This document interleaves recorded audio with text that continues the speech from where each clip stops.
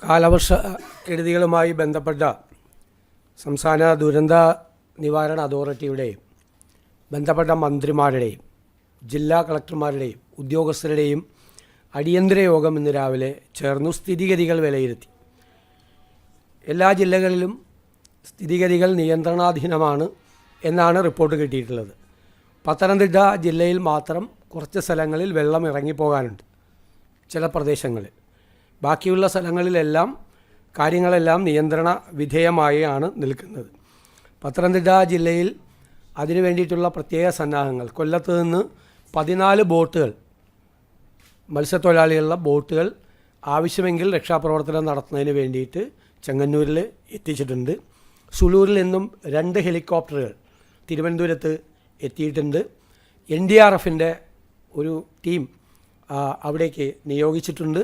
ആവശ്യമായിട്ടുള്ള പോലീസ് സേനയും ആവശ്യമായിട്ടുള്ള ഫയർഫോഴ്സ് സംവിധാനങ്ങളുമുണ്ട്. ഭക്ഷണം ഹെലികോപ്റ്ററിൽ നിന്ന് വിതരണം ചെയ്യാനോ അല്ലാതെ വിതരണം ചെയ്യാനുള്ള പാക്കറ്റുകൾ തയ്യാറാക്കിയിട്ടുണ്ട്. എല്ലാ സ്ഥലത്തും ആവശ്യമായ പാക്കറ്റുകൾ തയ്യാറാക്കിയിട്ടുണ്ട്. മുന്നൊരുക്കങ്ങൾ എടുത്തിട്ടുണ്ട്. ഇപ്പോൾ സംസ്ഥാനത്തുടനീളം ആകെ ഉള്ളത് 316. ഇന്ന് രാവിലെ 9 മണി വരെയുള്ള റിപ്പോർട്ടാണ്. 316 ക്യാമ്പുകളിലായി 11,018 പേരാണ് ഇപ്പോൾ ഉള്ളത്, ക്യാമ്പുകളിൽ ഇപ്പോൾ ഉള്ളത്.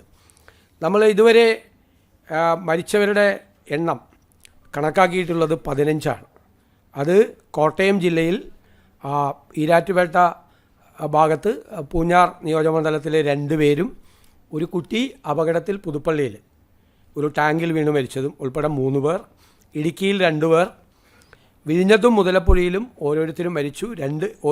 ഓരോരുത്തർ 2 സ്ഥലത്തും മിസ്സിംഗ് ആണ്. കൊല്ലത്ത് 2 പേര് മരിച്ചു, 2 പേരും മിസ്സിംഗ് ആണ്. അതുപോലെ മലപ്പുറം ജില്ലയിൽ 4 പേരും മരിച്ചു, ഒരാൾ മിസ്സിംഗ് ആണ്. കണ്ണൂർ ഒരാൾ മരിച്ചു, 2 പേര് മിസ്സിംഗ് ആണ്. അതുപോലെ കോഴിക്കോട് ഒരാൾ മരിച്ചിട്ടുണ്ട്. അപ്പോൾ ഇതുവരെ 15 പേര് മരിച്ചതായിട്ടാണ് നമുക്ക് റിപ്പോർട്ട് കിട്ടിയിട്ടുള്ളത്. മിസ്സിങ് ഉള്ളത് 7 പേരാണ്. 15 പേര് മരിക്കുകയും 7 പേര് മിസ്സിംഗ് ആയിട്ടുള്ള റിപ്പോർട്ടാണ് നമുക്ക് ഇതുവരെ കിട്ടിയിട്ടുള്ളത്. ഇനി അതുകൂടാതെ ദുരന്ത 30/7/2026 തന്നെ ഇതിൻ്റെ തലേ ദിവസം തന്നെ ദുരന്ത നിവാരണ വകുപ്പ് സെക്രട്ടറി ജില്ലാ കളക്ടർമാരുമായി യോഗം നടത്തി തയ്യാറെടുപ്പുകൾ വിലയിരുത്തിയിട്ടുണ്ട്. 1/8/2026 ദുരന്ത നിവാരണ വകുപ്പ് സെക്രട്ടറി ജില്ലാ കളക്ടർമാരുമായിട്ട് വീണ്ടും യോഗം ചേർന്നിട്ടുണ്ട്. പിന്നെ NDRFൻ്റെ ടീം പത്തനംതിട്ടയ്ക്ക് നൽകിയിട്ടുണ്ട്. 2 ടീം കോട്ടയത്തിന് കൊടുത്തിട്ടുണ്ട്. അധികമായി 2 NDRF ടീം ആരക്കോണത്ത് നിന്നും ആവശ്യപ്പെട്ടിട്ടുണ്ട്. അവർ പുറപ്പെടും ഏത് സമയത്തും. ഹെലികോപ്റ്റർ എത്തിയിട്ടുണ്ട്. ITBPയുടെ ആലപ്പുഴയിൽ ആവശ്യമാണെങ്കിൽ നിയോഗിക്കാൻ വേണ്ടിയിട്ടുള്ള നിർദ്ദേശം നൽകിയിട്ടുണ്ട്. കണ്ണൂർ, വയനാട് ജില്ലകൾക്ക് ആവശ്യമാണെങ്കിൽ ഡിഫൻസ് സെക്യൂരിറ്റി കോർപ്സിനെ നിയമിക്കാനും നിർദ്ദേശം നൽകിയിട്ടുണ്ട്. ഇതുവരെ നമുക്ക് കിട്ടിയ പ്രാഥമിക റിപ്പോർട്ട് അനുസരിച്ച് 164.98 165 ഹെക്ടർ സ്ഥലത്ത് കൃഷിയാണ് നശിച്ചിട്ടുള്ളതെന്ന് പ്രാഥമിക റിപ്പോർട്ടാണ്. പ്രാഥമിക റിപ്പോർട്ട് 3596 കർഷകരെ അത് ബാധിച്ചിട്ടുണ്ട്. ചിലപ്പോൾ ഫൈനൽ റിപ്പോർട്ട് വരുമ്പോൾ കുറച്ചുകൂടി ആളുകളെ ബാധിക്കാനുള്ള സാധ്യതകളുണ്ട്. പല പ്രചരണങ്ങളും വ്യാപകമായി നടക്കുന്നുണ്ട്. ആ പ്രചരണങ്ങളിൽ ഏറ്റവും പ്രധാനം അണക്കെട്ടുകളിൽ നിന്ന് വെള്ളമൊഴുക്കുന്നു എന്നുള്ളതാണ്. പ്രധാനപ്പെട്ട അണക്കെട്ടുകളിലെല്ലാം ജലനിരപ്പ് വളരെ താഴെയാണ്. ജനങ്ങളുടെ ഇടയിൽ യാതൊരു ഉത്കണ്ഠയ്ക്കും അവകാശമില്ല. തെറ്റായ വാർത്തകൾ സമൂഹ മാധ്യമങ്ങളിലും അല്ലാതെയും പ്രചരിക്കുകയാണ്. ഞാൻ പറയാം, ഇടുക്കിയിൽ ജലസംഭരണിയിലെ 38.91% ഉള്ളൂ വെള്ളം. ഇടമലയാറ് 46.64%. ബാണാസുര സാഗറിൽ 52.9%. കക്കിയിൽ 44.82%. കല്ലടയിൽ 45% ഉള്ളൂ. മലമ്പുഴയിൽ 35% ഉള്ളൂ. പീച്ചിയിൽ 34% ഉള്ളൂ. അപ്പോൾ ജലസംഭരണികളിൽ നിന്ന് വെള്ളം ഒഴുക്കി വിടുന്നു എന്ന് പറയുന്ന വ്യാപകമായ തെറ്റായ വാർത്തയാണ്. അതിനെതിരായി കർശനമായ നടപടികൾ സ്വീകരിക്കും. കാരണം ജനങ്ങളിൽ ഉത്കണ്ഠ പരത്തുന്ന തെറ്റായ വാർത്തകൾ സമൂഹ മാധ്യമങ്ങളിലൂടെ പ്രചരിപ്പിക്കുകയാണ്. ആകെ മൂഴിയാറിലാണ് വെള്ളം. അത് മൂഴിയാറിൽ 2022 മുതൽ അതിൻ്റെ ഒരു സംവിധാനം ഉള്ളതാണ്. ചെറിയ അണക്കെട്ടുകളിലെ സ്ഥിതി അങ്ങനെയാണ്. ചെറിയ അണക്കെട്ടുകളിൽ നിന്ന് അങ്ങനെ ചെയ്യാം. ഇത്തരം അണക്കെട്ടുകൾ രാത്രി ജലം തുറന്നു വിടുന്ന സാഹചര്യം ഉണ്ടോ എന്ന് ദിവസവും 2 വട്ടം അതാത് അണക്കെട്ടുകളുടെ ചുമതലയുള്ള വകുപ്പുകൾ, ഒന്ന് KSEB, ഒന്ന് ജലസേചന വകുപ്പ് വിലയിരുത്തുക, ഉണ്ടോ ഇല്ലയോ എന്ന് നേരിട്ട് ജില്ലാ കളക്ടറെ അറിയിക്കുക. ജില്ലാ കളക്ടറുടെ കൂടെ അംഗീകാരത്തോടുകൂടി മാത്രമേ തുറന്നു വിടുകയുള്ളൂ. അത് ചെറിയ അണക്കെട്ടുകളാണ്, വളരെ ചെറിയ, അതാണ് ഈ മൂഴിയാർ അണക്കെട്ടുമായിട്ട് ബന്ധപ്പെട്ട് ചെറിയ സാധ്യതകൾ മാത്രമാണ് വെള്ളവുമായി ബന്ധപ്പെട്ടിട്ട് ഉള്ളത്. ഇനി ഏറ്റവും പ്രധാനപ്പെട്ട ഒരു കാര്യം എന്ന് പറയുന്നത്, നമ്മൾ കടലാക്രമണ സാധ്യതയുള്ള സ്ഥലവും പ്രത്യേകമായിട്ട് ശ്രദ്ധിക്കാൻ വേണ്ടിയിട്ടുള്ള നടപടികൾ സ്വീകരിച്ചിട്ടുണ്ട്. അതുപോലെ നമ്മൾ ഈ മരിച്ചവരുടെ സംസ്കാര ചടങ്ങുകൾക്കായിട്ട് 10,000 രൂപ അനുവദിച്ചിട്ടുണ്ട്. ക്യാമ്പുകളിൽ നിന്ന് വീടുകളിലേക്ക് പോകുമ്പോൾ വീടുകളിൽ വെള്ളം കയറിയവർക്ക് അടിയന്തിരമായി 10,000 രൂപ വെച്ച് ഓരോരുത്തർക്കും കൊടുക്കാൻ വേണ്ടിയിട്ടുള്ള നടപടികൾ സ്വീകരിച്ചിട്ടുണ്ട്. പിന്നെ ജീവനോപാധികൾ നഷ്ടപ്പെട്ടവർക്ക് ഒരു കാർഡിൽ നിന്ന് 2 പേർക്ക് 300 രൂപ വീതം, അപ്പോൾ അത് ഇത് നിൽക്കുന്നത് വരെ അവർക്കൊരു ധനസഹായമായി കൊടുക്കാൻ പറഞ്ഞിട്ടുണ്ട്. സാധാരണ ഗതിയിൽ കിട്ടുന്നത്, മരിച്ചവർക്ക് കിട്ടുന്നത് SDRFൽ നിന്ന് 4 ലക്ഷം രൂപ, CMDRFൽ നിന്ന് 2 ലക്ഷം രൂപ, പിന്നെ PMNRFൽ നിന്ന് 2 ലക്ഷം രൂപ, അങ്ങനെ 8 ലക്ഷം രൂപയാണ് മരിച്ചവർക്കുള്ള ധനസഹായം. പിന്നീട് നമുക്ക് നേരത്തെ നമ്മൾ ഈ വലിയ ലാൻഡ് സ്ലൈഡൊക്കെ വന്ന് വീട് കംപ്ലീറ്റ് ഒഴുകിപ്പോയി, വീടില്ല, ആ സ്ഥലത്ത് വീടും വയ്ക്കാൻ പറ്റില്ല. അപ്പോൾ അവിടെ നേരത്തെ കൊടുത്തിരുന്നത് 6 ലക്ഷം രൂപ സ്ഥലം മേടിക്കാനും 4 ലക്ഷം രൂപ വീട് പണിയാനുമാണ്, 10 ലക്ഷം രൂപ. അത് 12 ലക്ഷമാക്കി വർദ്ധിപ്പിച്ചിട്ടുണ്ട്. ആദ്യമായിട്ടാണ് 12 ലക്ഷം രൂപയ്ക്ക് വർദ്ധിപ്പിക്കുന്നത്. വീട് പൂർണ്ണമായും നഷ്ടപ്പെട്ടവർക്ക് നേരത്തെ കൊടുത്തിരുന്നത് 4 ലക്ഷം രൂപയാണ്, അത് 6 ലക്ഷം രൂപയ്ക്ക് വർദ്ധിപ്പിച്ചിട്ടുണ്ട്. സ്ഥലം വാങ്ങി വീട് വയ്ക്കാൻ നേരത്തെ 10 ലക്ഷമായിരുന്നത് 12 ലക്ഷമാക്കി. നേരത്തെ 4 ലക്ഷം വീട് വയ്ക്കാൻ കൊടുത്തിരുന്നത് നമ്മൾ 6 ലക്ഷമാക്കി വർദ്ധിപ്പിച്ചു. കാരണം ഈ വീടിൻ്റെ മെറ്റീരിയൽസിനൊക്കെ വില കൂടി. ഇത് പണ്ടെങ്ങാണ്ട് തീരുമാനിച്ചു വെച്ചിരിക്കുന്ന റേറ്റാണ്, ആദ്യമായിട്ടാണ് ഇത് കൂട്ടുന്നത്, ഇപ്പോൾ കൂട്ടുന്നത് ഒരുപാട് വർഷങ്ങൾക്ക് ശേഷം. അത് കൂട്ടായി കൊടുക്കാനുമുള്ള നടപടികൾ സ്വീകരിച്ചിട്ടുണ്ട്. പിന്നെ കൃഷിനാശത്തിനും ചെറിയ തോതിലുള്ള, ഇപ്പോൾ ഉദാഹരണത്തിന് 2.5 ഏക്കർ സ്ഥലത്ത് നെൽകൃഷി നശിച്ചാൽ 13,500 രൂപയാണ് കൊടുത്തിരുന്നത്. അങ്ങനെ കൃഷിനാശത്തിന് വളരെ ചെറിയ നഷ്ടപരിഹാരമാണ്. അത് ഒരു പ്രപ്പോസൽ കൃഷി വകുപ്പിൽ നിന്നുകൂടി തരാൻ പറഞ്ഞിട്ടുണ്ട്. അടുത്ത ദിവസം ക്യാബിനറ്റ് യോഗവും കൂടി കൃഷിനാശം ഉണ്ടായവരുടെ നഷ്ടപരിഹാരം കൂടി വർദ്ധിപ്പിക്കാനുള്ള തീരുമാനം നമ്മൾ ഇന്നത്തെ യോഗത്തിൽ എടുത്തിട്ടുണ്ട്. അത് മന്ത്രിസഭാ യോഗം കഴിഞ്ഞ് അത് എത്രയാണ് വർദ്ധിപ്പിച്ചത് എന്ന് തീർച്ചയായിട്ടും അതറിയിക്കും. ഇല്ല, അവിടെയൊന്നും അങ്ങനത്തെ ഒരു പ്രശ്നം ഇല്ല. നമുക്ക് യാതൊരു റിപ്പോർട്ടും അത് സംബന്ധിച്ച് കിട്ടിയിട്ടില്ല. വലിയ ഡാമുകളിൽ പക്ഷേ വലിയ ഡാമുകളിൽ കുഴപ്പമാണ്, എല്ലാ ഡാമും തുറന്നു വിടാൻ പോകണമെന്നുള്ള വാർത്തകളാണ് പ്രചരിക്കുന്നത്. ഞാൻ ആ വലിയ ഡാമുകളാണ് പറഞ്ഞത്. ഇടയ്ക്കിടയ്ക്ക്, അതായത് 2 വട്ടം പരിശോധിക്കണമെന്നാണ് 2022 ഒരു നോട്ടിഫിക്കേഷൻ ഉണ്ട്. 2022 ആ നോട്ടിഫിക്കേഷൻ അനുസരിച്ചിട്ടാണ്. അത് ചെറിയ തോതിൽ, ചെറിയ ഡാമാണത്, ചെറിയ ഡാം, വളരെ ചെറിയ തോതിലുള്ള വെള്ളം അല്ല. ഇത് ലാൻഡ് സ്ലൈഡ് വനത്തിനകത്ത് ഉണ്ടായിട്ടുണ്ട്. ലാൻഡ് സ്ലൈഡ് ഇഷ്ടംപോലെ ലാൻഡ് സ്ലിപ്പുകൾ ഉണ്ടായിട്ടുണ്ട്, വലിയ തോതിലുള്ള ലാൻഡ് സ്ലൈഡ് ഉണ്ടായിട്ടുണ്ട്. ഇത് മനസ്സിലാക്കേണ്ട ഒരു പ്രശ്നം എന്ന് പറയുന്നത്, ഇത് ഈ മിന്നൽ പ്രളയം എന്ന് പറയുന്നത് പോലെയാണ് ഉണ്ടായിരിക്കുന്നത്. രാത്രി വൈകി വരെ ഒരു പ്രഡിക്ഷനും ഇല്ല, IMDയുടെ ഒരു പ്രഡിക്ഷനും ഇല്ല. രാത്രിയാണ് പെട്ടെന്ന് അതിതീവ്ര മഴയുണ്ടാവുന്നത്. അതിതീവ്ര മഴയുടെ ഏറ്റവും വലിയ സ്വഭാവം, അത് നമുക്ക് അത് അറിഞ്ഞു കഴിഞ്ഞാൽ ഇവാക്യുവേഷന് വേണ്ടി പോലുള്ള സ്ഥലം ഉണ്ടാവില്ല. വളരെ രാത്രി വൈകിട്ടാണ് ഈ മുന്നറിയിപ്പ് മെസ്സേജ് പോകുന്നത്. IMDയുടെ ഇതിൽ പോലും അത് പരിശോധിക്കാനുള്ള സംവിധാനമില്ല. ചില സ്ഥലങ്ങളിൽ സാധാരണ 200 ഇതിന് കൂടുതലായി മില്ലിലിറ്ററി കൂടുതലായിട്ട് മഴ പെയ്താൽ അത് എക്സ്ട്രീം ഹെവി റെയിനാണ്. ഇത് ചില സ്ഥലത്ത് 300 പെയ്തേക്കണം. ഒരു സ്ഥലത്ത് വടശ്ശേരിക്കരയിൽ 350 ചെയ്തിരിക്കുന്നത്. 350 മഴയാണ് ഉണ്ടായിരിക്കുന്നത്, ഭയങ്കരമായിട്ട് ഉണ്ടായിരിക്കുന്നത് ചില സ്ഥലങ്ങളിൽ. അപ്പോൾ ഈ പ്രഡിക്ഷൻ ഇതാണ്. ഇത് അങ്ങനെയുള്ള സാധാരണ മഴ പെയ്യുന്നതിൻ്റെ അല്ല ഇതുണ്ടായിരിക്കുന്നത്. ഇത് അതിതീവ്ര മഴ ഈ പ്രദേശങ്ങളിലുണ്ടായത്. 350 മില്ലിയൊക്കെ മഴ പെയ്ത് കഴിഞ്ഞാൽ 200 മീതെ എക്സ്ട്രീം ഹെവി റെയിനാണ്. അത് 300 പോയി, വടശ്ശേരിക്കരയിൽ അത് 350 വരെ പോയി. ഇപ്പോഴത്തെ ഏറ്റവും വലിയ എൽനിനോ പ്രതിഭാസത്തിൻ്റെ കൂടി ഭാഗമാണെന്നാണ് കാലാവസ്ഥാ വകുപ്പ് പറയുന്നത്. അതായത് ചൂട് കൂടി കഴിഞ്ഞപ്പോൾ കടലിലെ ഇത് നീരാവിയായിട്ട് പോയി മേഘങ്ങളിൽ നിൽക്കുകയാണ്. അത് ഏത് സമയത്തും വന്ന് അതിതീവ്ര മഴയായി പെയ്യുന്ന ഒരു പുതിയ പ്രതിഭാസമാണ്.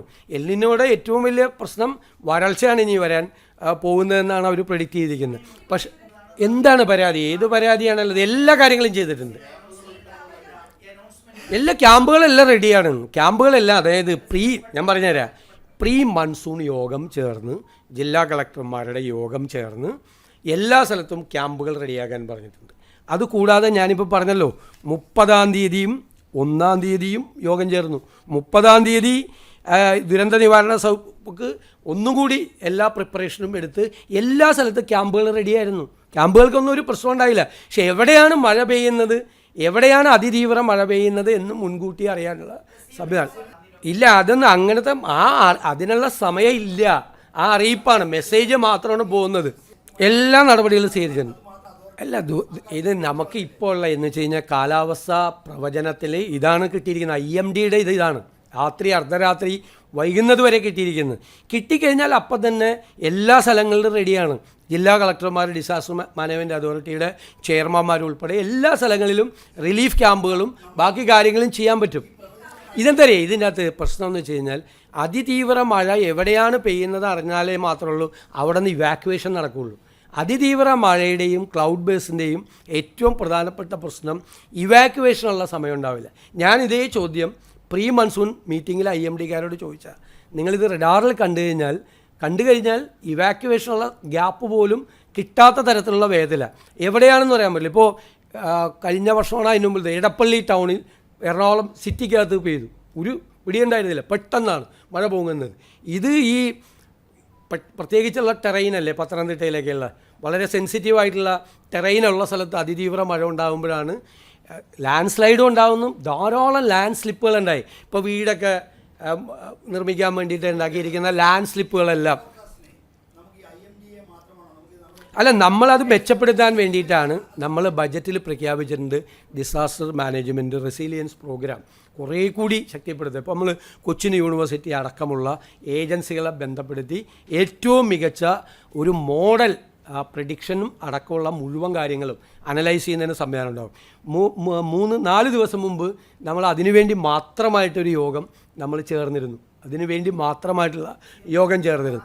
കൊച്ചിൻ യൂണിവേഴ്സിറ്റിയിലെ അഭിലാഷ് ഉൾപ്പെടെയുള്ള ആളുകളെ ഇവിടെ വിളിച്ചു വരുത്തി നമ്മൾ അതുമായിട്ട് സഹകരിക്കാൻ, യൂണിവേഴ്സിറ്റിയാണ് നന്നായിട്ട് ചെയ്യുന്നത്, അവരുടെ അടക്കം കേരളത്തിലെ ഹ്യൂം സെൻറ്റർ ഉൾപ്പെടെയുള്ള ആളുകളെ എല്ലാം കൂടി കോർഡിനേറ്റ് ചെയ്തുകൊണ്ട് മാക്സിമം, ഇപ്പം ഞാൻ പറയട്ടെ, IMDക്ക് പോലുമുള്ള പരിമിതിയാണ് ഞാൻ നേരത്തെ പറഞ്ഞത്. IMDക്ക് പോലും ഇത് പുതിയ പ്രതിഭാസമാണ്. അത് ഉണ്ടായിരുന്നില്ലല്ലോ. അതിനുള്ള ഇൻഫർമേഷൻ IMDയുടെ നിങ്ങൾ അതിൻ്റെ വെബ്സൈറ്റിൽ പോയി നോക്കിയാൽ അറിയാം. അതില്ല. ആ കടലിൽ പോയവർക്ക്, കടലിൽ രാത്രിയല്ലോ പോകുന്നത്, അവർക്ക് മുന്നറിയിപ്പ് കൊടുക്കാനുള്ള വിവരം ഇല്ലായിരുന്നു അതുവരെ. അല്ല, അത് അവർ പ്രഡിക്ഷനാണ് അവരുടെ. പിന്നീട് അവർക്ക് അത് അറിഞ്ഞിട്ടേ അവരത് കൺവേർട്ട് ചെയ്യാൻ പറ്റുള്ളൂ. ഇപ്പോൾ ഇന്ന് തന്നെ മറ്റേ അലർട്ട് കൊടുത്ത്, യെല്ലോ അലർട്ട് കൊടുത്തിട്ട് പിന്നെ ഓറഞ്ച് ആക്കി. അത് അവരുടെ ഒരു സ്റ്റാൻഡേർഡ് ഓപ്പറേറ്റീവ് പ്രൊസീജിയറാണത്. SOP അനുസരിച്ചിട്ടാണ് അവർ ചെയ്യുന്നത്. നമുക്ക് കേരളത്തിൽ അത് മാത്രം പോരാ. കാരണം ഞങ്ങളല്ലേ ആദ്യം IPCC റിപ്പോർട്ട് നിയമസഭയിൽ കൊണ്ടുവന്ന്, ഞാൻ പരിഹസിക്കപ്പെട്ടാണ് അന്ന്.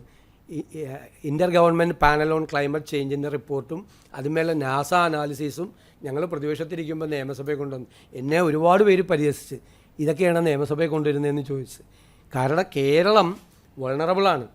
പണ്ട് ബേ ഓഫ് ബംഗാളിലുണ്ടായിരുന്ന പ്രശ്നം അറബിക്കടലിലുണ്ട്. കന്യാകുമാരി തൊട്ട് ഗുജറാത്ത് വരെയുള്ള ഏരിയയിൽ ഏറ്റവും വൾണറബിളായിട്ടുള്ള ഏത് സമയവും എക്സ്ട്രീം ഹെവി, ഞാൻ അന്ന് പ്രസംഗിച്ചാണ്, അന്നത്തെ അസംബ്ലിയിൽ പ്രസംഗിച്ച്, ഏത് സമയവും വൾണറബിളായിട്ടുള്ള സിറ്റുവേഷൻ ഉണ്ട്.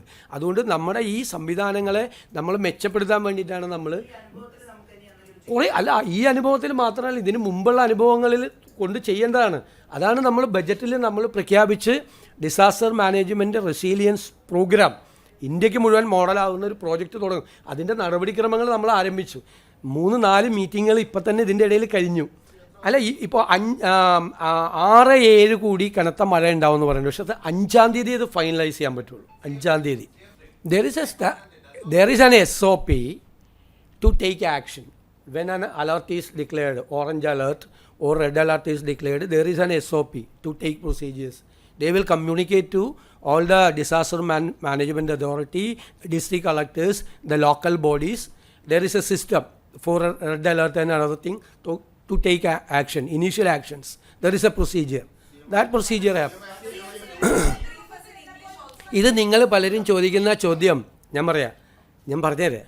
ഇത് വ്യാപകമായി സോഷ്യൽ മീഡിയയിൽ തെറ്റായി പ്രചരിപ്പിക്കുന്ന കാര്യങ്ങളാണ്. നിങ്ങൾ തെറ്റിദ്ധരിച്ച് പറയുകയാണ്. ഒരു തരത്തിലും ഒരു ഫോൾട്ടും ഒരു സ്ഥലത്തും ഉണ്ടായിട്ടില്ല. ഒരു ക്യാമ്പിൽ പോലും ഒരു പ്രശ്നം ഉണ്ടായിട്ടില്ല. അല്ല വെയിറ്റ്, ഞാൻ പറയുന്നത് ഒരു ക്യാമ്പിൽ പോലും ഒരു പ്രശ്നം ഉണ്ടായില്ല. ആറന്മുളയിൽ ഉണ്ടായത് ഒരു പാർട്ടിയുടെ ഏരിയ സെക്രട്ടറി ആയിട്ടുള്ള ഒരാൾ ഒരു സ്ത്രീയെ പ്രേരിപ്പിച്ച് അവിടെ മീഡിയ കൊണ്ട് പറയിപ്പിക്കുകയാണ്. പിന്നീട് ആ സ്ത്രീ വന്ന് കറക്റ്റ് പറഞ്ഞു. ഈ കുത്തിത്തിരിപ്പ് ഉണ്ടാക്കരുത്. ദുരന്തങ്ങൾ ഉണ്ടാകുന്ന സമയത്ത് കുത്തിത്തിരിപ്പ് ഉണ്ടാക്കരുത്. കുത്തിത്തിരിപ്പ് ദുരന്തങ്ങൾ ഉണ്ടാകുമ്പോൾ അത് അറിയില്ല. അവർ പറഞ്ഞല്ലോ, അവർ വന്ന് രണ്ടാമത് പറഞ്ഞല്ലോ. നിങ്ങൾ ഒരാൾ സംസാരിക്കും പ്ലീസ്, ഒരാൾ സംസാരിക്കും. ഞാൻ ഈ പറഞ്ഞുതരാം. രാവിലെ മുതൽ എല്ലാ ചോദ്യങ്ങളും ചോദിക്കുന്നത്. രാവിലെ മുതൽ 5 മണിക്കാണ് ഈ വിവരം അറിയുന്നത്. 5 മണി തൊട്ട് റവന്യൂ മിനിസ്റ്ററെ ബന്ധപ്പെട്ടു, ചീഫ് സെക്രട്ടറിയെ ബന്ധപ്പെട്ടു, ജില്ലയിലെ ചാർജുള്ള മന്ത്രിമാരെ ബന്ധപ്പെട്ടു, എല്ലാ കളക്ടർമാരെയും ബന്ധപ്പെട്ടു. എല്ലാ മന്ത്രിമാരും സ്പോട്ടിലെത്തി. എല്ലാ MLA മാരെയും ബന്ധപ്പെട്ടു, എല്ലാ കളക്ടർമാരെയും ബന്ധപ്പെട്ടു. നമ്മൾ അങ്ങോട്ട് വരേണ്ട ആവശ്യമുണ്ടോ എന്ന് അവരോട് ചോദിച്ചു. വരേണ്ട ആവശ്യമില്ല എന്ന് പറഞ്ഞു. നമ്മൾ എടുത്ത പ്രോഗ്രാമിന് പോയി. ഞാൻ ഭക്ഷണം കഴിച്ചു പോയി അന്ന് 3 മണിയായപ്പോൾ. എനിക്കറിയില്ലായിരുന്നു, എനിക്കറിയില്ലായിരുന്നു 2018-ലും 2019-ലും ദുരന്തം ഉണ്ടായിരുന്നപ്പോൾ അന്നത്തെ മുഖ്യമന്ത്രി നിരാഹാരമാണ് ഇരുന്നതെന്ന് എനിക്കറിയില്ലായിരുന്നു. ഞാനൊന്ന് ഭക്ഷണം കഴിച്ചു പോയി. നിങ്ങൾ എത്ര അപവാദ പ്രചരണമാണ് നടക്കുന്നത്. ഞാൻ 3 മണിക്കാണ് ഞാൻ മലപ്പുറത്ത് എത്തുന്നത്, പൊന്നാനിയിലെത്തുന്നത്, സി ഹരിദാസ് സാറിൻ്റെ വീട്ടിൽ. ഞാൻ അപ്പുറത്തെ വീട്ടിൽ എനിക്ക് ഭക്ഷണം അറേഞ്ച് ചെയ്തിട്ടുണ്ടായിരുന്നു, എൻ്റെ ഒരു ഫ്രണ്ടിൻ്റെ വീട്ടിൽ. ഞാൻ ഭക്ഷണം കഴിക്കാൻ പാടില്ലേ? 3 മണിക്കാണ് ഞാൻ ഭക്ഷണം കഴിക്കുന്നത്. എന്ത് തെറ്റാണ്, എന്തൊരു അപവാദ പ്രചരണം, എന്തൊരു ഹീനമായ അപവാദ പ്രചരണമാണ് നടക്കുന്നത്. ഭക്ഷണം കഴിച്ചെന്ന് അല്ലല്ല വെയിറ്റ്, പിന്നെന്താ ഞാൻ ഭക്ഷണം കഴിക്കുന്ന എങ്ങനെ മാച്ച്, എന്ത് മാച്ചിങ് ആണുള്ളത്? നീലയും കറുപ്പോ? നിങ്ങളെന്താ ഒരു ഭക്ഷണം കഴിക്കുന്നത് ഫോട്ടോ എടുത്ത് പുറത്തു കൊടുത്തതിന് നിങ്ങൾ എന്താ ഔചിത്യമാണ് നിങ്ങളുടെ ചോദ്യത്തിൽ? അല്ലത് ഭക്ഷണം കഴിച്ചു, തെറ്റുപറ്റിപ്പോയി, ഇനി മുതൽ ഭക്ഷണം കഴിക്കാതിരിക്കും. എന്തൊരു മര്യാദകേടാണ്. എത്ര ഹീനമായിട്ടുള്ള പ്രചരണമാണ്. ഒരു സ്ഥലത്ത് ഭക്ഷണം കഴിക്കുന്നത്, ഒരു സ്ഥലത്ത് വെള്ളം എടുക്കുന്നത്. അല്ല, ഒരു ചോദ്യത്തിന് മറുപടി പറ. ഇതിനൊന്നും മറുപടി പറ. എന്താ ഔചിത്യക്കുറവാണ് ഭക്ഷണം കഴിച്ചതിന്? ഭക്ഷണം കഴിക്കാൻ പാടില്ലേ? നിങ്ങൾക്ക് വേറെ എന്തോ ദുരുദ്ദേശമുണ്ട് നിങ്ങൾ ചോദിക്കുന്നതിൽ. ഞാൻ ഭക്ഷണം കഴിച്ചു പോയി, ക്ഷമിക്കണമെന്ന്. ഞാൻ സൽക്കാരത്തിലല്ല പോയത്, എനിക്ക് ഭക്ഷണം കഴിക്കാനാണ് പോയത്. അല്ല, ഇത് കഴിയട്ടെ, ഇതിൻ്റെ വിഷമം തീർക്കട്ടെ. ഇതായത് നിങ്ങളൊരു കാര്യം ആലോചിക്കണം. അല്ല, എല്ലാവരും ചോദിച്ചു. ഞാൻ ഗുരുതരമായൊരു തെറ്റ് ചെയ്തു. അന്ന് വെള്ളപ്പൊക്കം ഉണ്ടായ ദിവസം ഞാൻ ഭക്ഷണം കഴിച്ചു 3 മണിക്ക് ഭക്ഷണം കഴിച്ചു. അതാണ് ഞാൻ സംസാരിക്കുന്നതിൻ്റെ ഇടയിൽ പറയരുത്. ഞാൻ സംസാരിക്കുന്നതിൻ്റെ ഇടയിൽ ബഹളം ഉണ്ടാക്കരുത്. 3 മണിക്ക് ഞാൻ ഭക്ഷണം, കേരളത്തിലെ ജനങ്ങളെ വിലയിരുത്തട്ടെ. പിന്നെ നിങ്ങൾക്കറിയാമല്ലോ, മലബാറിൽ ഒരു കാപ്പി കുടിക്കാൻ പോയാലുള്ള സ്ഥിതി.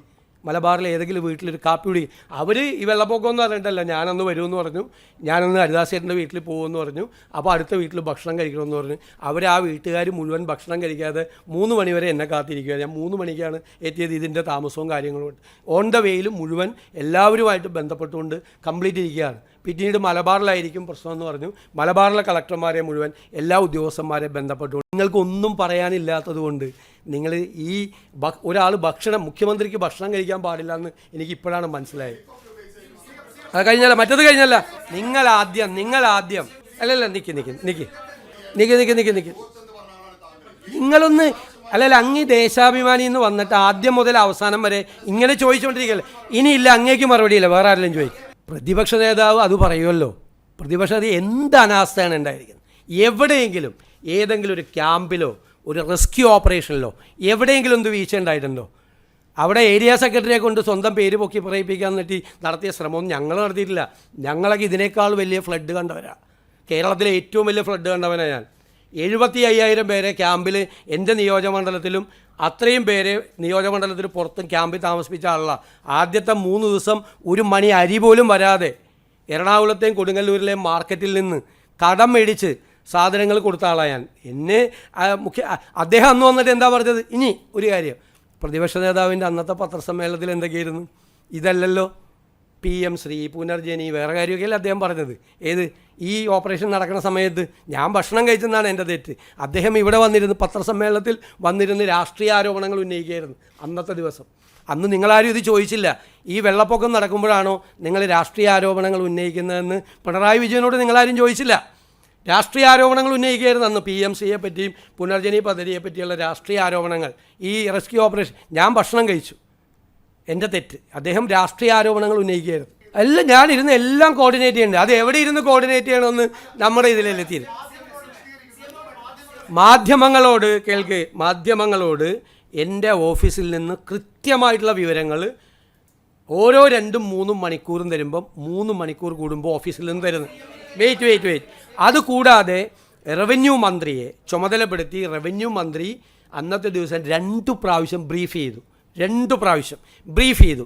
എല്ലാ വിവരങ്ങളും നമ്മളെടുത്ത ഈ നടപടികൾ, കളക്ടറെ ബന്ധപ്പെടുന്നത്, നമ്മൾ NDRFൻ്റെ ഫോഴ്സിനെ കൊണ്ടുവരുന്നത്, നമ്മൾ നേവിയുടെ ഹെലികോപ്റ്റർ ട്രൈ ചെയ്യുന്നത്, കോസ്റ്റ് ഗാർഡിൻ്റെ ബോട്ട് മുതലപ്പുഴയിൽ കൊണ്ടുവരാൻ ശ്രമിക്കുന്നത്, ഇതെല്ലാം നിങ്ങളോട് ബ്രീഫ് ചെയ്തിരുന്നു. നിങ്ങൾ എന്നിട്ട് വെറുതെ വാർത്ത ഉണ്ടാകും. അല്ലല്ല, നിങ്ങൾക്ക് വേറെ എന്തെങ്കിലും ചോദിക്കാണെങ്കിൽ ചോദിച്ചാൽ മതി. ഇല്ല, വേറെ ഏതെങ്കിലും വിഷയം ചോദിക്കുകയാണെന്ന് നിങ്ങൾക്ക് അറിയാം, നിങ്ങൾക്കറിയാം.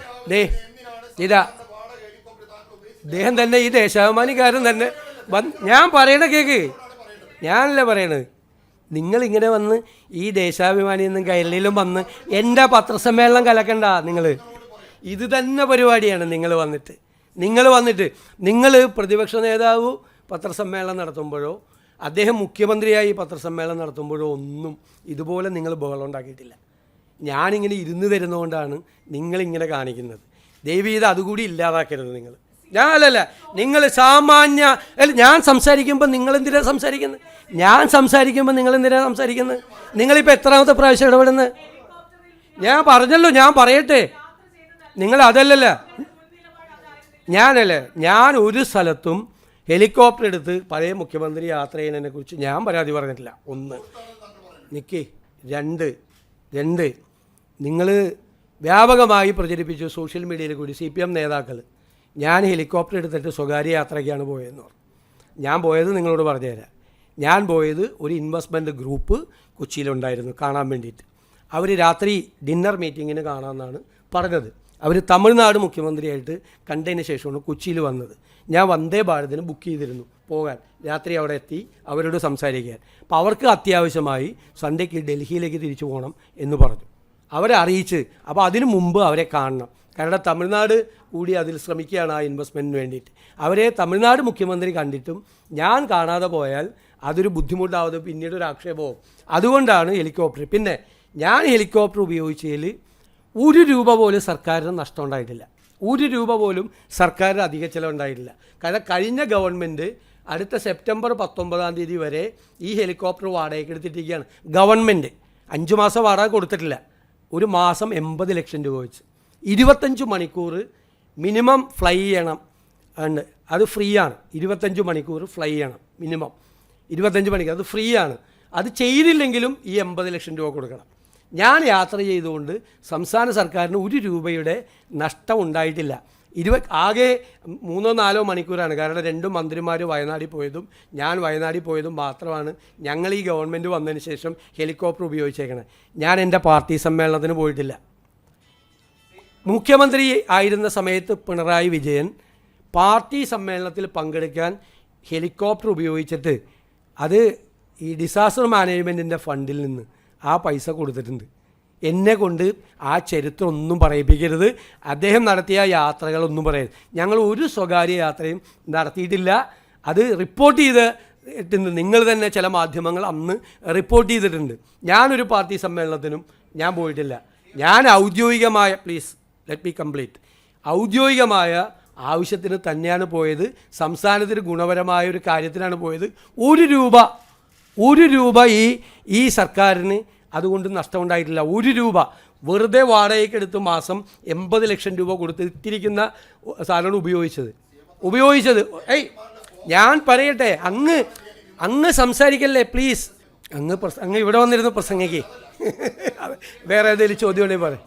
ഇനിയിപ്പോൾ അവരുടെ പേര് പറഞ്ഞിട്ട് അതുകൂടി ഇല്ലാതാക്കാൻ വേണ്ടിയിട്ടുള്ള ശ്രമമാണ്. അവരുടെ പേര് കൂടി വലിച്ചേക്കാതെ അതെന്തിനാണ് ഞാൻ നിങ്ങളോട് പറയേണ്ട ആവശ്യം? അതിൻ്റെ അത് തീരുമാനം ഉണ്ടാകുമ്പോൾ നിങ്ങളോട് പറയാം. മനസ്സിലായി? ഞാൻ അവരെയും കൂടി വലിച്ചയച്ച് അതുകൂടി ഇല്ലാതാക്കാനുള്ള ശ്രമം നടത്തല്ലേ ചോദിക്കും. വളരെ ഗൗരവമായിട്ടുള്ള പ്രശ്നങ്ങളുണ്ട്. അതായത് എല്ലാ നദികളിലും മണ്ണടിഞ്ഞിരിക്കുകയാണ്. അതായത് ഈ 2018-ലെയും 2019-ലെയും വെള്ളപ്പൊക്കത്തിന് ശേഷം. അതുപോലെ ഡാമുകളിലും മണ്ണ് നിറഞ്ഞിരിക്കുകയാണ്. ഡാമുകളുടെ കപ്പാസിറ്റി ഗൗരവമായിട്ട് കുറഞ്ഞു.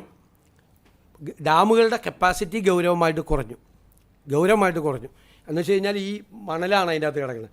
അപ്പോൾ ഡാമുകൾ ഡീസിൽറ്റ് ചെയ്യാനും നദികളിലെ മണൽ മാറാനും വേണ്ടിയിട്ടുള്ളത് ഞങ്ങൾ കഴിഞ്ഞ ദിവസം മീറ്റിംഗ് കൂടിയായിരുന്നു. അതായത് ചെറിയ മഴ പെയ്താൽ പോലും ഈ മണൽ വന്ന് അടിഞ്ഞിരിക്കുന്നതുകൊണ്ട് പൊങ്ങുവാണ്. ഒരു ആക്ഷനും കഴിഞ്ഞ 8 കൊല്ലമായിട്ട് എടുത്തിട്ടില്ല. ഒരു ആക്ഷനും 8 കൊല്ലമായിട്ട്. ഏത് അല്ല, എങ്ങനെ ഈ മണ്ണടിച്ച് മാറ്റാനാ? ചെയ്തില്ലെന്നേ. നമ്മളാരും പറഞ്ഞില്ലല്ലോ. ഞാൻ തന്നെ ഡിമാൻഡ് ചെയ്തിട്ടുണ്ട് അസംബ്ലിയിൽ മണ്ണ് മാറ്റണം. കാരണം ഞാൻ സാൻഡ്വിച്ചറായിട്ടാണ് കിടക്കുന്നത്. പറവൂർ കോൺസ്റ്റിറ്റ്യുവൻസി പോലും 2 സ്ഥലത്തും പെരിയാറാണ്. ഒരു ചെറിയ മഴ പെയ്താൽ അപ്പോൾ വെള്ളം പൊങ്ങും. കാരണം ഈ മണ്ണ് അന്ന് വന്ന് അടിഞ്ഞ മണ്ണ് മാറ്റിയേ മതിയാവും. ഞങ്ങൾ മാറ്റാനുള്ള തീരുമാനം എടുത്തിട്ടുണ്ട്. അതിൻ്റെ നടപടിക്രമങ്ങളുമായിട്ട് പോകും. അതുപോലെ ഡാമുകൾ ഡീസിൽറ്റ് ചെയ്യുകയും ചെയ്യും. ഈ പുഴയിൽ വന്നടിഞ്ഞിരിക്കുന്ന മണ്ണുകൾ മാറ്റുകയും ചെയ്യും. അവരുമായിട്ട് മന്ത്രി 3 പ്രാവശ്യം ചർച്ച നടത്തി, ഞാൻ ചർച്ച നടത്തി. അവരുടെ പ്രശ്നം എന്ന് വെച്ച് കഴിഞ്ഞാൽ ഞങ്ങൾ മന്ത്രിസഭാ യോഗം എടുത്ത തീരുമാനം എല്ലാ വേക്കൻസികളും കമ്പൾസറി ആയിട്ട് റിപ്പോർട്ട് ചെയ്യണം. വേക്കൻസികൾ റിപ്പോർട്ട് ചെയ്യാത്ത ഹെഡ് ഓഫ് ദ ഡിപ്പാർട്ട്മെൻറ്റ്സിനെതിരെ നടപടിയെടുക്കുന്ന. കേരളത്തിൽ ഏത് ഡിപ്പാർട്ട്മെൻറ്റിൽ വേക്കൻസി ഉണ്ടെങ്കിലും ആ വേക്കൻസി ഫില്ല് ചെയ്യും. അവരുടെ പ്രശ്നം എന്ന് വെച്ച് കഴിഞ്ഞാൽ ഡിവിഷൻ ഫോളാണ്. ഡിവിഷനുകൾ കുറയുകയാണ്. കുട്ടികളുടെ എണ്ണം കുറയുന്നതുകൊണ്ട് ഡിവിഷൻ ഫോളാണ്. ഡിവിഷൻ ഫോള് വരുമ്പോൾ നിലവിലുള്ള അധ്യാപകരെ നമുക്ക് പ്രൊട്ടക്റ്റ് ചെയ്യേണ്ടി വരും. വേണ്ടേ? അവരുടെ ജോലി കളഞ്ഞാൽ അവരോട് വീട്ടിൽ പോകാൻ പറയാൻ പറ്റുമോ? നിലവിലുള്ള അധ്യാപകർ 10-20 കൊല്ലമൊക്കെ ആയിട്ട് വർക്ക് ചെയ്യുന്ന അധ്യാപകരെ നമ്മൾ പ്രൊട്ടക്റ്റ് ചെയ്യണം. പ്രൊട്ടക്റ്റ് ചെയ്യുമ്പോൾ ഈ ലിസ്റ്റിൽ നിന്ന് ആളെ എടുക്കാൻ പറ്റാത്ത സ്ഥിതി വരും. അപ്പോൾ അവരുടെ ഡിമാൻഡ് ഇപ്പോൾ മുതലല്ല, കുറേ നാളുകളായിട്ട് അവരുടെ ഡിമാൻഡ് വിദ്യാർത്ഥി അധ്യാപക റേഷ്യോ കുറയ്ക്കണമെന്നാണ്. അപ്പം ഞങ്ങളുടെ മുമ്പിൽ വന്നു കഴിഞ്ഞപ്പോൾ ഞങ്ങൾ പറഞ്ഞു, ഞങ്ങൾക്കൊരു 2 മാസം സമയം തരണം, ഞങ്ങളൊന്ന് പഠിക്കട്ടെ. കാരണം ഇതിൻ്റെ ഒരു ഫിനാൻഷ്യൽ ഇംപ്ലിക്കേഷൻ എന്ന് പറഞ്ഞാൽ അറിയാമല്ലോ. ഇപ്പോൾ ഗവൺമെൻറ് സെക്ടർ മാത്രമല്ല, അധ്യാപകരുടെ അനുപാതം വർദ്ധിച്ചാൽ അധ്യാപകരുടെ എണ്ണം ഭയങ്കരമായി വർദ്ധിക്കും. സംസ്ഥാനത്തിലുണ്ടാകുന്ന സാമ്പത്തിക ബാധ്യത എത്രയാണെന്ന് തിട്ടപ്പെടുത്തണം. മാത്രമല്ല, ഗവൺമെൻറ് സെക്ടറിൽ ചെയ്താൽ ഉടനെ ഈ എയ്ഡഡ് സെക്ടറിലേയും വരും. എയ്ഡഡ് സെക്ടറിൽ ഇതേ പ്രശ്നം വരും. എയ്ഡഡ് സെക്ടറിലെ അധ്യാപകരെ അവിടെ പ്രൊട്ടക്റ്റ് ചെയ്യുകയാണ്, അവിടെയും ഈ ആളുകളെ അഡ്ജസ്റ്റ് ചെയ്യാൻ പറ്റാത്ത സ്ഥിതി വരും. അപ്പം ഞങ്ങൾക്കൊന്ന് പഠിക്കാനുള്ള സമയം വേണം എന്ന് ഞാൻ വിളിച്ച് ചർച്ച ചെയ്തിരുന്നു. മന്ത്രി 3-4 പ്രാവശ്യം ചർച്ച ചെയ്തിരുന്നു. പക്ഷേ അവർ സമരം പിൻവലിക്കാൻ തയ്യാറായില്ല. സമരം ചെയ്യാൻ അവർക്ക് സ്വാതന്ത്ര്യമുണ്ട്. ഇനിയും ഞങ്ങൾ അവരുമായിട്ട് ചർച്ച ചെയ്യും. അല്ല, അതിന് മുമ്പ് തന്നെ ഈ പ്രധാനപ്പെട്ട സ്ഥാനങ്ങളിൽ ഇരിക്കുന്നവരോടെല്ലാം രാജിവെക്കാൻ ഞങ്ങൾ ആവശ്യപ്പെട്ടിരുന്നു. എല്ലാവരോടും ആവശ്യപ്പെട്ടിരുന്നു രാജിവെക്കാൻ. നേരത്തെ തന്നെ ഒരു സർക്കുലർ പോയിരുന്നു, രാജിവെച്ചില്ല. ഇപ്പോൾ രാജി തന്നിട്ടുണ്ട്.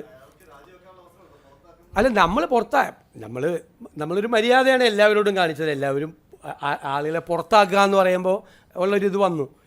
ഇത് ഹൈക്കോടതി നമ്മുടെ ഈ പ്രോസിക്യൂഷൻ സാങ്ഷനിലും നമ്മുടെ അനുമതി ഹൈക്കോടതിയിൽ പെൻഡിങ് ആണ്. നമ്മൾ കൊടുത്തു അനുമതി. ഹൈക്കോടതി ഒരു തീരുമാനം എടുത്തോട്ടെ എന്ന് പറഞ്ഞു. അതിന് മുമ്പ് തന്നെ ഇപ്പോൾ ആ പരാമർശം വന്നപ്പോൾ തന്നെ നമ്മൾ രാജിവെക്കാൻ ആവശ്യപ്പെട്ടു. അദ്ദേഹം രാജിയും വെച്ചു. ഒരു ആശയക്കുഴപ്പമില്ല. അതിനൊരു ക്യാബിനറ്റ് സബ് കമ്മിറ്റി രൂപീകരിച്ചിരിക്കുകയാണ്. ആ ക്യാബിനറ്റ് നിങ്ങൾ കൊടുത്ത വാർത്തയാണ്, ഒരു തർക്കമില്ല. ക്യാബിനറ്റ് സബ് കമ്മിറ്റി അത് പരിശോധിച്ച് അതിന് റെക്കമെൻഡ് ചെയ്യും. പിന്മാറാൻ പറ്റില്ല, MOU ആണ്. അത് തെറ്റായി വ്യാഖ്യാനിച്ചതാണ് ആ വാർത്ത അവിടെ കൊടുത്തത്. പിന്മാറാൻ പറ്റില്ല എന്ന് ഞാൻ നിങ്ങളുടെ മുമ്പിൽ MOUയിലെ പ്രൊവിഷൻ വായിച്ചതല്ലേ. പിന്മാറാൻ പറ്റുമായിരുന്നുവെങ്കിൽ, ഇപ്പോൾ അതാണ് ആക്ഷേപം അല്ലേ CPMൻ്റെ, ഇവർക്കങ്ങ് പിന്മാറിയാൽ പോരായിരുന്നു. അത് നിങ്ങൾ ചോദിച്ചില്ല അവരോട്. അവർക്കങ്ങ് 7 മാസം 8 മാസമോ അവരുടെ ഒരു കമ്മിറ്റി, ക്യാബിനറ്റ് സബ് കമ്മിറ്റി വെച്ചിട്ട് കൂടുക പോലും ചെയ്തില്ല. പിന്മാറാൻ പ്രൊവിഷൻ ഉണ്ടെങ്കിൽ പിണറായി സർക്കാരിന് പിന്മാറായിരുന്നല്ലോ. നിങ്ങൾ ആ ചോദ്യം അവരോട് ചോദിച്ചില്ല. പിണറായി വിജയൻ വന്ന് ഇവിടെ PM ശ്രീ പറഞ്ഞപ്പോൾ നിങ്ങൾ എന്തുകൊണ്ട് പിന്മാറാൻ അവസരം ഉണ്ടായിരുന്നുവെങ്കിൽ എന്തുകൊണ്ട് പിണറായി സർക്കാർ പിന്മാറിയില്ല എന്ന ചോദ്യത്തിന് പ്രതിപക്ഷ നേതാവ് ഉത്തരം പറയട്ടെ. അല്ല, അത് ഞങ്ങൾ വന്നതിന് ശേഷമല്ലേ. ഞങ്ങൾ വന്നപ്പോൾ അല്ലേ അത് കറക്റ്റ് ചെയ്തല്ലോ. പിറ്റേ ദിവസം കറക്റ്റ് ചെയ്തല്ലോ. അതെങ്ങനെ? ഞങ്ങൾ ചർച്ച ചെയ്യുമല്ലോ. ഞങ്ങൾ ചർച്ച ചെയ്ത് ക്യാബിനറ്റ് സബ് കമ്മിറ്റിയെ ചുമതലപ്പെടുത്തി. ഞാൻ നിങ്ങളോട് 2 പ്രാവശ്യം പറഞ്ഞു, ക്യാബിനറ്റ് കമ്മിറ്റി റിപ്പോർട്ട് ചെയ്യുന്നത് അനുസരിച്ച് തീരുമാനമെടുക്കും. 7-8 മാസം അവർ വെച്ചല്ലേ. ഇപ്പോൾ നമ്മൾ 1 മാസമല്ലേ കഴിഞ്ഞത്. അത് അദ്ദേഹം പിറ്റേ ദിവസം UDF പല കാര്യവും ചർച്ച ചെയ്യും. അതിൻ്റെ അകത്തൊരു നടപടിക്രമങ്ങൾ ഒന്നും കൂടി പരിശോധിക്കണം. അതിൻ്റെ അകത്ത് കോടതി ഒരു ക്ലിയറൻസ് കൂടി കിട്ടണം നമുക്ക്. ഇന്ന് മതിയല്ലോ, ബാക്കി എല്ലാം കൂടി ഇന്ന് ചോദിക്കേണ്ട. ഇല്ല, അത് പരിശോധിക്കുന്നുണ്ടല്ലോ. അത് ഉദ്യോഗസ്ഥന്മാർ അങ്ങനെ ചെയ്യാനുണ്ടായ കാരണം എന്താണെന്ന് അത് പരിശോധിക്കുന്നുണ്ട്. അത് സ്വാഭാവികമായിട്ട് എല്ലാ സ്ഥലങ്ങളിലും നമ്മൾ ഈ മുന്നറിയിപ്പ് കൊടുക്കുമ്പോഴും ആളുകൾ മടിയാണ്. അപ്പോൾ അതുകൊണ്ട് മന്ത്രിമാരും കളക്ടർമാരും ഒക്കെ പത്രസമ്മേളനം നടത്തി പറയാണ്, നമ്മൾ ഈ ഇവാക്യുവേഷൻ പ്രോഗ്രാം നടത്തുമ്പോൾ, ഞാനും അത് അഭിമുഖീകരിച്ചിട്ടുള്ള ആളാണ്, ആളുകൾ പോവില്ല. ആളുകൾ 2ാം നില ഉണ്ടെങ്കിൽ 2ാം നിലയിൽ പോവും. 2ാം നിലയിലൊക്കെ പോയി കഴിഞ്ഞാൽ നമുക്ക് പിന്നെ അങ്ങോട്ട് പോയി അവർ ജില്ലാ അതോറിറ്റി ആവശ്യപ്പെടുമ്പോൾ അവർ ക്യാമ്പിലേക്ക് അവർ മാറണം, അവർ വരണം. അതാണ് ഞങ്ങളുടെ റിക്വസ്റ്റ്. കാരണം എന്ന് വെച്ച് കഴിഞ്ഞാൽ അത് വെള്ളം നമ്മൾ ഉദ്ദേശിക്കാത്ത തരത്തിൽ വെള്ളം പൊങ്ങിക്കഴിഞ്ഞാൽ നമുക്കൊരു റെസ്ക്യൂ ഓപ്പറേഷൻ പോലും ചില സ്ഥലങ്ങളിലേക്ക് നമുക്ക് എത്തിച്ചേരില്ല. അതുകൊണ്ട് അധികാരികൾ ആവശ്യപ്പെടുമ്പോൾ അവർ മാറി റിലീഫ് ക്യാമ്പുകളിലേക്ക് വരണമെന്നാണ് ഞങ്ങളുടെ അഭ്യർത്ഥന.